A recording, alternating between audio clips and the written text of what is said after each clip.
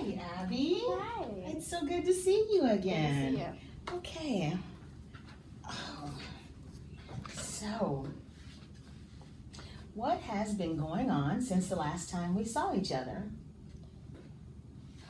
Life. What do you mean by life? It's been a crazy week. So, just if I understand you correctly, you've had a hectic week? Oh, yes. Okay. Why don't you explain it a little bit more so I can understand? Okay, so, I had midterm, and I didn't study, and I was freaking out. And then I remember the day before that I had midterm, so I spent the whole day studying, and it was just a mess. But I think I did well on it, but, you know. I got called into work, like, 5 days last week. I didn't even think I worked there anymore, and I got called in, and it was just like, really? And so hopefully they pay me for that, because I don't even know if they're going to pay me. I really hope so. Oh, yeah. Because I thought I didn't have a job anymore, because I really wanted to get a good job that, pays well. And then I get called in for this crappy job that I don't even know if I'm going to get paid for. And then, what else happened?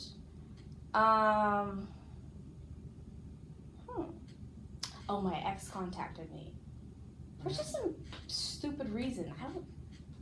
It's like, I thought we were over. Why'd you contact me? It made no sense, I don't get exes. Well, if I can understand you correctly, your ex contacting you really stressed you out. Yeah. And in reference to your midterm exam, why didn't you have enough time to study for that? I just forgot about it. Is there anything going on that's taking your attention away from things like that? I think it's the medication I'm on. I think it doesn't help my memory because it's not been doing so well already. Have you spoken to your medical doctor in reference to this? No. Okay. Because the last time that you and I met, you had some similar things going on. You had forgotten to do a few tests, and we talked about this before, and we also had brought up the fact that maybe you needed to see your medical doctor to perhaps get your prescription, either the dosage either changed or maybe a different type of medication. And you said to me that you wanted to do that and that you were willing to do that, but you didn't. You haven't done it. And you're still having the same issues that you were having before. So I think that we really need to get a commitment down to see your medical doctor and to really discuss this, because you're having more and more problems because of it.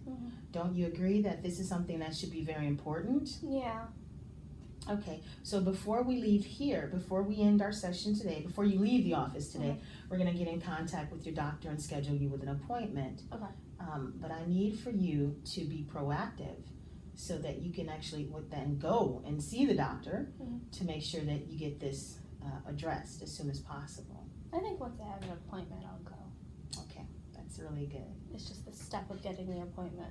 Well, we can definitely help you with that before you leave the office today.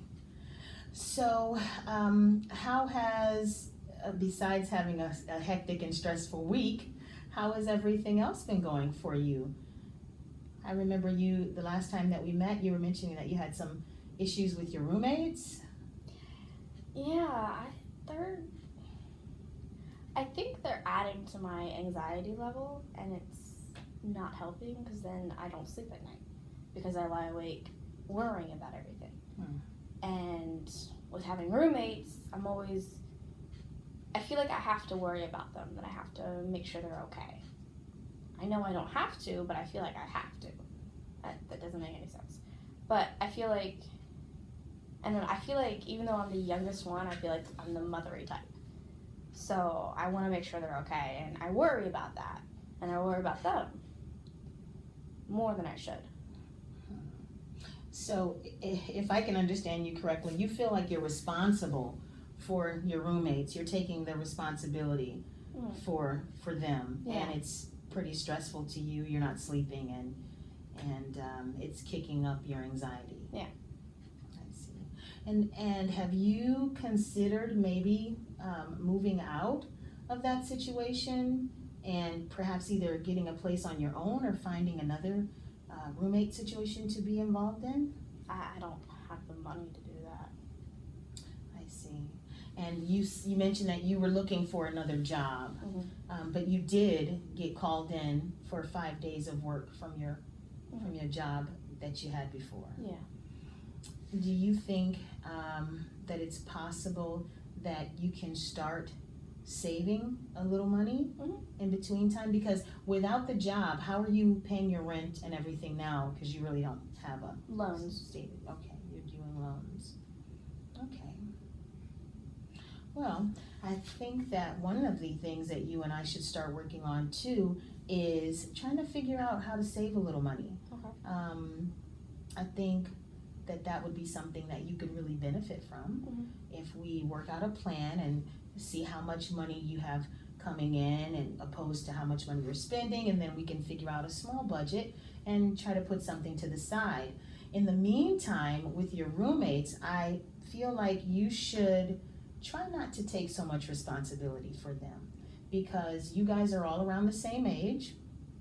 You guys are all very young, and you're all off on your own. You're all in school, you're all in college, and everybody should really be responsible for themselves. Now, if you notice something where, somebody's doing something that could possibly hurt themselves or another person, then you might want to intervene, but don't take on the responsibility so much of being responsible for your roommates. I think that would kind of help with your anxiety, and it would possibly help you sleep better at night too, in addition to speaking to your medical doctor and seeing if we can, see what's going on with the medication that you're on right now as well. Is there anything else that you want to talk about? Anything else that's going on with you, or it could be good or bad? I don't really know. My GPA is doing pretty good, which is good. That's really good. And I think lately I've been trying to figure out where I want to go to grad school. And I thought I wanted to go to this one place where, but I would have to retake all the same classes, and I don't really want to do that because I did all those classes in my undergrad. I don't want to do it in the grad, because I feel like I would learn the same exact thing. Right. So I want to go someplace where I learn new stuff, but I also want to go someplace where I can get credit for the GPA I have, so I can get into like an advanced place. I see. Because I have a good GPA, so I don't know. It's really confusing and stressful trying to figure out where I should go. Well, my question is, how much time do you have between now and when you graduate and go off to graduate school? I graduate in a year. Okay. So I have about a year before I have to apply. Okay.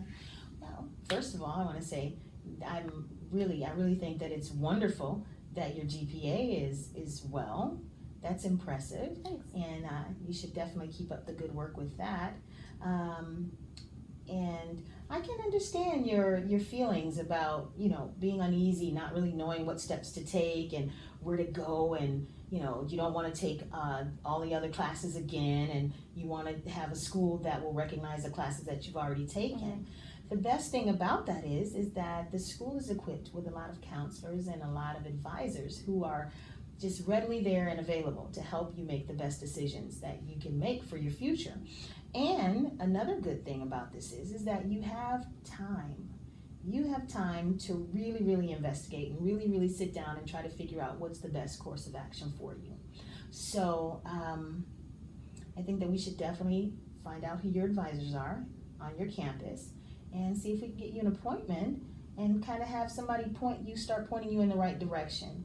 That's gonna ease a lot of anxiety. It's gonna also help you to kind of see things a lot clearer, and then you'll have a better perspective of where you wanna go and what you wanna do as far as graduate school. But In the meantime, I just want you to know that I think that it's really great that you are maintaining your GPA and you're doing so well. That's a really great strength that you have. So keep up the good work there. Okay. So let's see. We've covered a few things while we were talking. We have covered that you want to see your medical doctor again, to talk about the prescription that you're on and see if there's either a way to change it altogether or adjust the dosaging for you. We talked about your roommates and what we think we should do in that situation. We've also discussed options for trying to figure out where you want to go as far as school is concerned. And we also talked about saving money as well and starting to, set up, some budgeting strategies to kind of help you figure out where you want to have yourself financially in, 6 months to a year or something like that. So those are some things that I think that are really good base camp ground level for us to really start working on. Now, we do have some more time left in our interview today, and I was just wondering, is there anything that you really want to talk about? Is there any burning desires that you may have? Anything that you want to, address while we still have time today?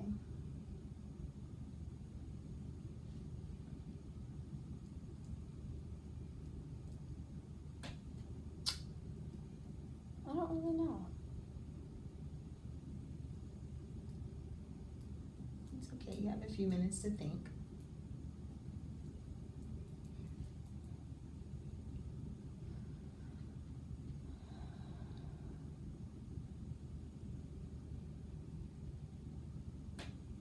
I feel like I need time to myself, and I don't get that a lot. I feel like my anxiety is really bad when I'm around other people, and I feel like I just need, everything gets so overwhelming a lot of times, and I feel like I just need time to get away from everybody, but I don't know when I could do that or like what I would do, Yeah. So I understand that you're saying that you feel like you need some alone time, and that some of the issues with your anxiety has to do with the fact that you're always around people and you don't really get time for yourself. Well,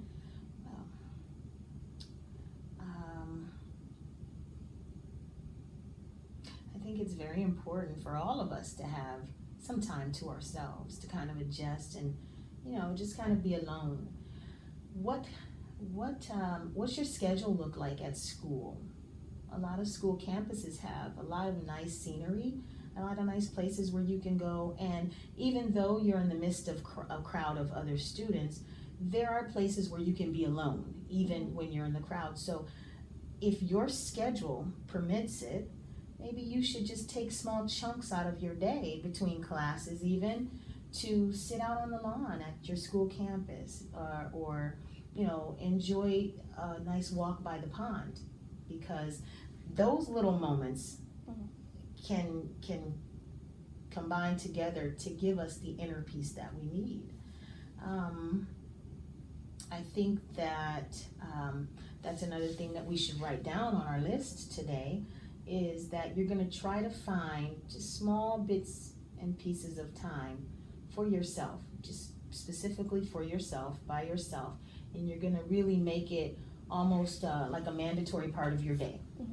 And then next week when you come back, we can discuss that and see how that has worked for you, and we can see what else we can do to try to carve out some time during the day for yourself, to give you some time with you. Okay.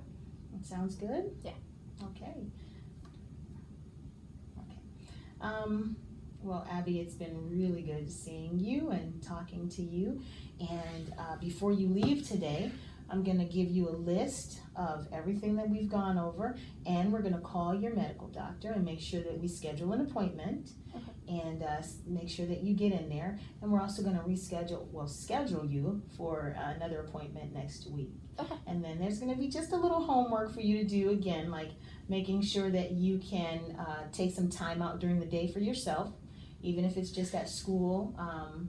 And we're also gonna start our little budgeting plan and things like that. So today was really good, and I hope that next week we have some good news to talk about. Okay? All right. Take care, Abby. Thank you.